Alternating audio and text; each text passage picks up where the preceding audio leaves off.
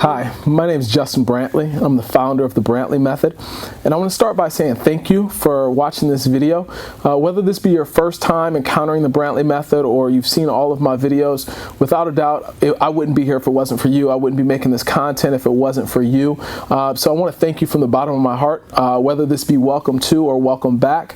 I want to thank you for joining us as we dive into what really was the root and the start of this channel to begin with, which is giving you education, guidance, and direction on the recruiting process. Over my last 14 years of professional experience, I've journeyed from my involvement in grassroots basketball to operating as a strength and conditioning coach and working with student athletes on a one-to-one basis. My time spent on the recruiting sector as National Scouting Director for NCSA Athletic Recruiting, up to my point in time as the Director of Spire Academy in Geneva, Ohio. Over those 14 years, I've worked with hundreds of student athletes and help them reach the next level, whether that be NFL, NBA, or whether that be NAIA. To me, there's no difference in that. My goal and my passion has always been in helping student athletes reach their goals. So that's really what this channel is about. That's why I started this, and it's spun off into many different things, and I'm having a lot of fun with it. But I wanted to get back to the roots. So what I'm going to be doing. Every single day I get countless amount of phone calls, text messages, emails, different people that I consult for, I work with, asking questions about the recruiting process. Justin, how should I do this? Or, it'd be a student athlete that I've worked with or I'm currently working with. Coach Justin, how should I do this?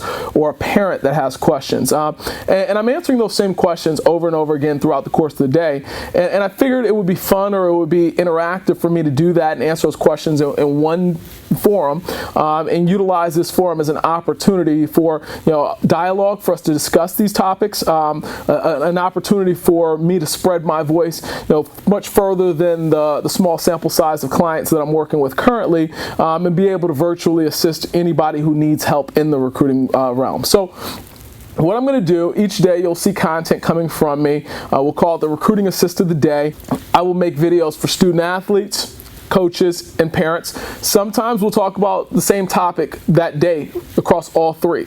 And then other days will just be different. It depends on some of the questions that I get, some of the things that we have going on. So feel free, any questions that you have on the recruiting process, you can drop them in the comments below. Feel free to email me, justin@thebrantley.com. I'll put that in the description below. And I'm looking forward to interacting with you, and I'm looking forward to helping guide you through this recruiting journey. The first thing I want to start with, and this is probably the question that I get the most, no matter how many times I answer it or how many different ways I shape it, without a doubt, this is the question that's asked of me the most, which is, Coach Justin, how can I go Division I? How can I get a Division I scholarship? I think that for me, the first place to start there is identifying the odds of earning a Division I scholarship. And I don't say that from a point of discouragement, or I don't say that to try and make you lower your expectations or say, hey, you know what, maybe he's right. Maybe it's too hard for me to do that. That's not what I'm saying. The reason why I bring that up is because if only 1% of the student athletes in your sport are going Division I, you have to understand that you're not going to reach that goal. You're not going to make it to that level if you're operating like the other 99%. You have to be willing to go above and beyond and work much harder than everybody else out there in order to make those odds work in your favor. So that's the first step, is figuring out, okay, how many opportunities are there? How many scholarships are available in my sport? How many players is there per roster? Things like that, and really understanding the dynamic, that's the starting point. That's the starting point of setting the goal. Once you've identified that, once you've identified really where you stand, where you align, we call it market research in any other corporate setting, any other business setting. You're treating your career, this athletic journey that you're on, it's a career. It's almost a business, if you will. You want to do some market research. You want to identify who your competitors are. You want to identify some of the other student athletes on Division I schools rosters. What are they looking for? What type of player? Do I match up with that? Do I meet that expectation? Okay, maybe I'm seeing that the average point guard is 6'2" and I'm 5'11". That doesn't mean it can't happen. That doesn't mean that, hey, I've got to start looking in another direction. What that means is, all right, maybe knowing that I'm a little bit of a smaller guard, I need to be a little bit more explosive, or I need to make sure that I'm knocking down my shots. Whatever the case may be, and whatever sport you play, understand what the competition looks like so you can meet and exceed that competition level. The next thing that you have to do if you want to compete at a Division I level, and I'm sure this is something we'll talk about quite a bit on this channel, but you have to be academically sound. College coaches don't have time anymore to sort through, and really evaluate student athletes that they don't even know if they'll be academically eligible. They don't know if they'll be able to stay in college or stay on that roster or stay in that university. They don't want to take those risks. It's not necessary. There's 8 million plus high school student athletes around the country. There's somebody that they can find that can do the job just as well as you can, possibly better.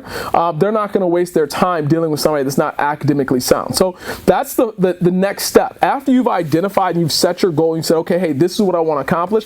The first step to accomplishing that goal is figuring out the academic side of it. All right. After you've identified the academic side, the next step is figuring out, hey, who's going to help me along this journey? Whether it be your parents, and a lot of times you'll have parents that have not experienced this and have not gone through it, and that's okay. In that situation, those are people that you're just going to lean on for support. You're going to talk to, you're going to bounce ideas off of. Whether it be your high school coach, hey coach, how can you help navigate me through this process? What are some experiences you've had? What are some things that I can do to better suit myself as I navigate through this process? Whether it be your travel ball coach, your club coach, your AAU, grassroots coach, whatever the case may be, you need resources that are going to guide you through this journey. You want to talk to your counselors. It's important for your counselors to understand that playing at the next level, and specifically playing at the Division I level, is something that you're interested in accomplishing. There's things that have to happen as far as which courses are you taking, as far as when are you going to take your ACT or SAT. All of those things are things that your counselor will be able to help guide and navigate you through. So really building that support team. Who's going to help me through this? And then the next thing and the last thing that I'm going to touch on today, because I'm going to try and keep it concise and keep it to 3 points, you've got to not give up. There's going to be times where you feel like, hey, it's not working, nobody's calling me, nobody's emailing me, nobody's recruiting me. It's going to happen. For some people, the journey is much quicker and they start to get scholarship offers, sometimes even before they walk into high school. And there's other guys, and I've experienced this in working with players, that get their first Division I or first scholarship period, after their high school career is over. So if you really want this, and if this is something that you're serious about, giving up's not an option. And you've got to wholeheartedly sit down and say, okay, hey, this is what I want to accomplish. These are the steps that I need to take to get there. And no matter what, I'm not going to give up. All right, guys, today, this was my recruiting assist of the day. Number 1, we're talking about Division I athletics and how to earn that scholarship. All right, guys, those are the 3 basic tips that I'm going to give you for earning a Division I scholarship. I'm going to dive much deeper into this topic later on throughout this channel. Feel free to ask questions in the comments. Feel free to email me. I'm looking forward to interacting with you. Make sure you're subscribed to the channel to find out what our recruiting assist of the day will be for tomorrow.